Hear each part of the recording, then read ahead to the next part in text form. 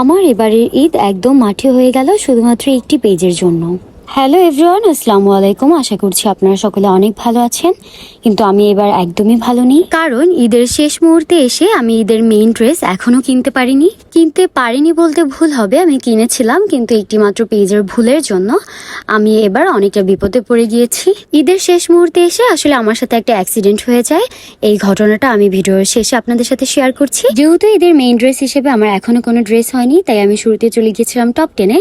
But আসলে top 10-এর কোনো collection আমার ভালো লাগেনি। এরপর আমি চলে যাই চন্দ্রবিন্দুতে। কেন জানি না, আমার কোনো কিছু আসলে ভালো লাগছিল না, যেহেতু আমার সাথে একটা অ্যাক্সিডেন্ট হয়ে গিয়েছে। এরপর আমার মনটা আসলে অনেকটাই খারাপ হয়ে যায়। যাই হোক, কিছুই তো করার নেই, তাই এক বুক আশা নিয়ে আমি বের হয়ে পড়েছি।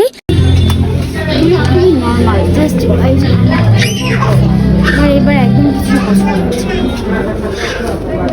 পুরো ঈদটাই আমার মাঠে। এখন এই মাঠে না কোনো পেজে অর্ডার দিলে পাবো, না সরাসরি কোনো কিছু।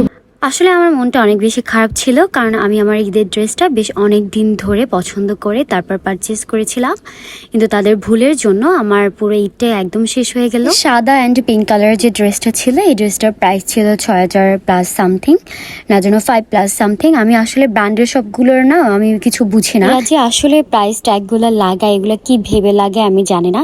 এই যে ব্লু কালারের এই প্রাইসটা আমার কাছে মনে হচ্ছিল একদম ঠিক আছে, কিন্তু ওই ড্রেসটা কি হিসাবে প্রাইস ট্যাগ দিয়েছে আমি জানি না। আসলে এখানে সানিও আমার জন্য বৃথা চেষ্টা চালিয়ে যাচ্ছিল যদি কোনো কিছু আমার পছন্দ হয়ে যায়, কিন্তু আমার তো কোনো কিছুই পছন্দ হচ্ছে না। দেন আর কি করার, আমরা এখান থেকে টাটা বলে বের হয়ে যাই। এখান থেকে বের হয়েও আমরা অনেকগুলো শপ খুঁজি, কিন্তু মনটা আসলে এতটাই খারাপ ছিল যে আমি যে ভিডিও ফুটেজ নিব আর আমার কাছে সম্ভব হচ্ছিল না। এখন আসলে এমন একটা সময় যেখানে আউটসাইড ঢাকা কোথাও কোনো পেজ অর্ডার নিচ্ছে না, আসলে কোনোভাবেই আমার কোনো ড্রেস পছন্দ হচ্ছে না, এবং আমি বুঝতেও পারছিলাম না যে আমি এখন কি করব, কি করা উচিত। বড় বড় পেজ ওনাদের কাছে আমার একটি মাত্র প্রশ্ন, এই যে আমরা এত দাম দিয়ে আপনাদের কাছ থেকে প্রোডাক্ট নিয়ে আপনাদের উপর বিশ্বাস করে আপনারা কেন সেই প্রোডাক্টটি আমাদেরকে না দেখে ইউজ করার প্রোডাক্ট পাঠিয়ে দেন? আপনারা ড্রেস পরিয়ে লাইভ করবেন ঠিক আছে, বাট সেই ড্রেস কেন আপনারা কাস্টমারদের প্রোভাইড করবেন? এই হচ্ছে মোনা গাউন, এটা আমি খুব শখ করে অর্ডার দিয়েছিলাম।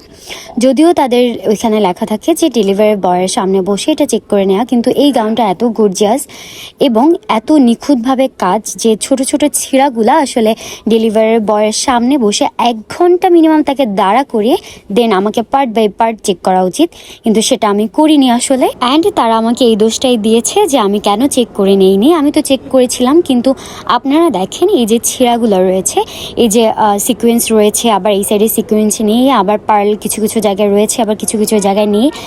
এমনকি যে স্টোনগুলো লাগানো হয়েছে যে গ্লু গাম দিয়ে, সেই গ্লু গাম প্রত্যেকটা ড্রেসে ছড়ানো ছিল উপর। আসলে এই রোজার মধ্যে আমি ডেলিভারি বয়কে ঠিক কতক্ষণ দাঁড়া করিয়ে এভাবে আমি চেক করতে পারতাম আসলে আমি জানি না। এত দামি একটা ড্রেসের আপনারা জাস্ট অবস্থাটা দেখেন, এখানে পার্লগুলো তো কিছু ছিলই না, এবং যা ছিল তাতেও কালি মাখা ছিল, মানে দেখলেই মনে হয় যে এটা বারবার ইউজ করা হয়েছে। যদিও আমি ফার্স্ট শিওর ছিলাম যে এটা পরে তারা বারবার লাইভ করেছিল, কিন্তু তারা আমার কাছে বলেছে যে তারা যেটা পরে লাইভ করেছে সেটা তারা আলাদাই রাখে। বাট আমার এই ড্রেসে যে লেস প্রবলেমটা ছিল, আমি তাদের পেজে ঢুকে লাইভ দেখেছি অ্যান্ড জুম করে দেখেছি যে সেম এই ড্রেসটাই ওই মেকি দিয়ে তারা লাইভ করেছিল। এখন আমার প্রশ্ন হলো, যদি আমার দায়িত্বই থাকে ডেলিভারি বয়ের সামনে বসে ড্রেস দেখে রাখা, তেমনি করে তো আপনাদেরও দায়িত্ব থাকে আমাদেরকে ফুল অ্যান্ড ফ্রেশ ড্রেস দেওয়া, যেহেতু আমরা এত দাম দিয়ে ঈদের সময় আপনাদেরকে বিশ্বাস করে আপনাদের পেজে অর্ডার দিয়ে থাকি। যদিও আমি তাদের নামে কমপ্লেন করতে চেয়েছিলাম, কিন্তু তারা আমাকে টাকা রিফান্ড করে দিয়েছে। বাট আমি আসলে টাকা রিফান্ড চাইনি, আমি তাদেরকে বলেছিলাম যে আপনারা আমাকে ড্রেসটা চেঞ্জ করে দেন, সেম ড্রেস অন্য কিছু দেন কিংবা অন্য কোনো ড্রেস দেন। বাট না, তারা আমাকে টাকাই রিফান্ড করবে। বেশ ভালো কথা, আমি টাকাটা ব্যাক নিয়েছি, কিন্তু এক কথা হলো এই লাস্ট মোমেন্টে আমি এখন কোন পেজে ড্রেস অর্ডার দিব?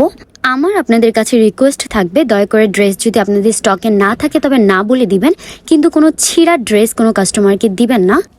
এখন আমি যে প্রবলেমটায় পড়েছি, আমি কোথাও কোনো ড্রেস পছন্দ মতো পাচ্ছি না, প্লাস কোনো পেজও অর্ডার নিচ্ছে না। এই দায়টা আসলে কে নেবে? আপনি তো আমার টাকা ব্যাক দিয়ে দিলেন, কিন্তু এই যে প্রবলেমটা আমি ফেস করছি, এটা নিয়ে আপনার কি বলার আছে? যাই হোক, ভিডিওটা অনেক লং হয়ে গিয়েছে। ধৈর্য ধরে এতক্ষণ দেখার জন্য আপনাদের সকলকে অনেক অনেক ধন্যবাদ। সবাই ভালো থাকুন, সুস্থ থাকুন। আল্লাহ হাফেজ।